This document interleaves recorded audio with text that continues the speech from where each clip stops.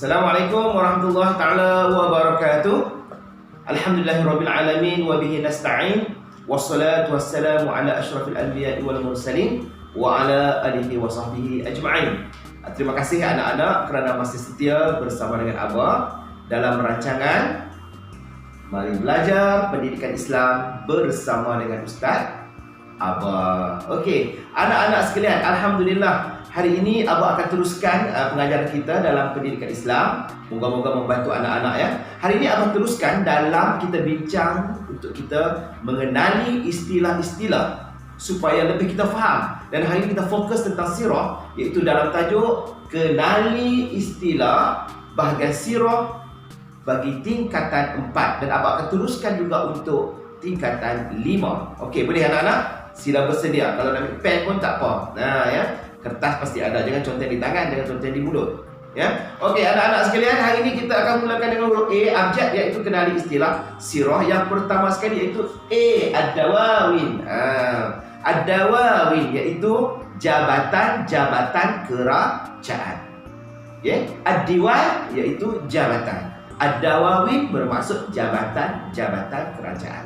Okey, kemudian di Baitul Mal. Baitul Mal iaitu institusi yang menguruskan perkara yang berkaitan dengan keuangan umat Islam. Itu dipanggil apa anak-anak? Baitul Mal. Okey, dewan. Sekarang kita tengok banyak dalam sistem pentadbiran kerajaan Bani Abbasiyah, Khulafaur Rasyidin dan juga Umayyah, terdapat banyak dewan-dewan atau jabatan yang dipanggil Dewan Al-Arad. Ya, Dewan Al-Arad iaitu depot simpanan. Macam kita sekarang ada tempat simpanan senjata. Dewan Al-Azimah iaitu jabatan audit negara. Ya, Dewan Al-Barid iaitu jabatan pos. Orang Arab akan panggil Maktabul Barid iaitu pejabat pos. Ini Dewan Al-Barid ya, jabatan pos. Dewan Al-Jund ya, Al-Jund ya, iaitu dewan ataupun jabatan ataupun dipanggil Kementerian Pertahanan. Okey, kemudian anak kita teruskan ya, dewan yang seterusnya itu Dewan Al-Kharaj. Dewan Al-Kharaj iaitu jabatan hasil yang mengutip hasil ataupun cukai. Dewan Al-Mazalim iaitu mahkamah tinggi rayuan. Ya, mahkamah tinggi, mahkamah tinggi rayuan. Dewan An-Nafaqah, An-Nuqud, An-Nafaqah, iaitu dewan yang melibatkan dengan jabatan keuangan. Dewan At-Tasnif iaitu bahagian sumber manusia. Macam kita sekarang kalau nak minta kerja, kita kena jumpa dengan bahagian sumber manusia. Dewan Al-Usul iaitu jabatan dalam negeri. Dan yang terakhir Dewan Az-Zimam iaitu jabatan audit dan juga kawalan. Ini dah banyak sekali anak dewan yang kita tahu. Apa dewan? Yang kita tahu Dewan Perkahwinan. Okey, kemudian kita kenali istilah-istilah iaitu kita kenal beberapa perkara iaitu tentang istilah dalam bab harta ataupun berkaitan dengan cukai-cukai yang terdapat di dalam Islam. Yang pertama fai'i iaitu harta yang diperolehi melalui jalan perdamaian setelah pihak musuh menyerah kalah. Menyerah kalah. Yang seterusnya iaitu ghanimah, iaitu harta rampasan perang yang diperolehi daripada orang bukan Islam melalui peperangan. Sekiranya menang berlaku peperangan, maka ada harta rampasan perang yang diambil oleh umat Islam, yang ditawan, maka itu dipanggil ghanimah. Yang seterusnya iaitu jizyah. Apakah itu jizyah? Iaitu cukai kepala yang dikenakan kepada orang kafir dalam negara Islam. Ya, khalifah. Okey, apakah itu khalifah? Kita kenal khalifah ialah pengganti kepada Nabi Muhammad sallallahu alaihi wasallam selepas kewafatan baginda, dan gelaran ini juga digelar sebagai ketua agama, raja negara dan juga wilayah umat Islam. Okey anak-anak, kita teruskan kepada kharaj. Pernah dengar tak kharaj?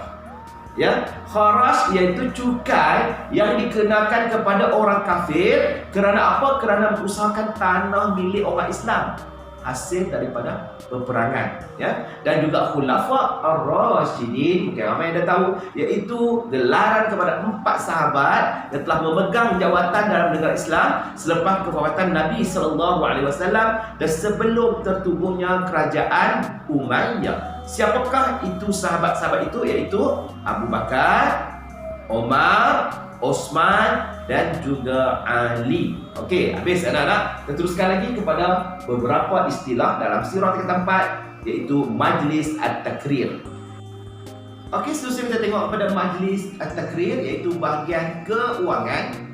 Majlis Syura iaitu satu majlis yang membincangkan tentang pemilihan khalifah dan isu-isu berkaitan dengan kepentingan negara. Dan juga Majlis Tahkim pula, iaitu suatu majlis perbincangan yang melibatkan perbincangan di antara dua pihak, iaitu pihak Sayyidina Ali bin Abi Talib dan juga Muawiyah bin Abi Sufyan.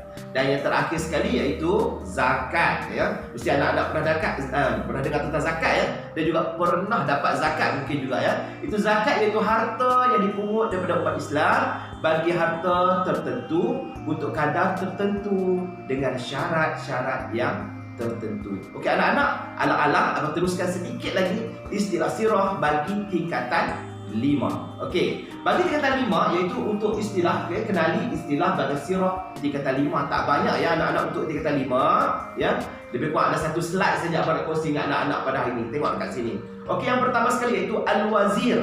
Al-Wazir iaitu Perdana Menteri ataupun ketua pentadbir yang dibantu oleh menteri-menteri lain dan juga jabatan-jabatan kerajaan. Dikenali apa anak-anak? Al-Wazir. Okey. Al-Islah. Apa itu Al-Islah? Pembaikan ataupun perubahan kerancang ke arah yang lebih baik. Ya, itu dipanggil Islam.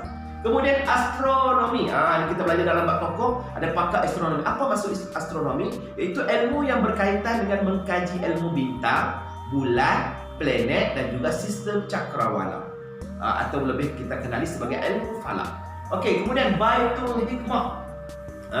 Ya, perpustakaan, ya. Kalau kita tahu perpustakaan itu dinamakan Baitul Hikmah, perpustakaan yang terulung di Baghdad pada zaman Abbasiyah yang dibina oleh Khalifah Harun Ar-Rasyid. Dan Baitul Mal ulang balik iaitu institusi yang berkaitan dengan keuangan umat Islam. Majlis At-Takrir berkaitan dengan keuangan umat Islam. Dan yang terakhir sekali iaitu Suk Baghdad ataupun lebih dikenali sebagai Pasar Baghdad, iaitu pasar yang menjadi tumpuan kepada pusat perniagaan terutamanya daripada kalangan orang-orang Parsi.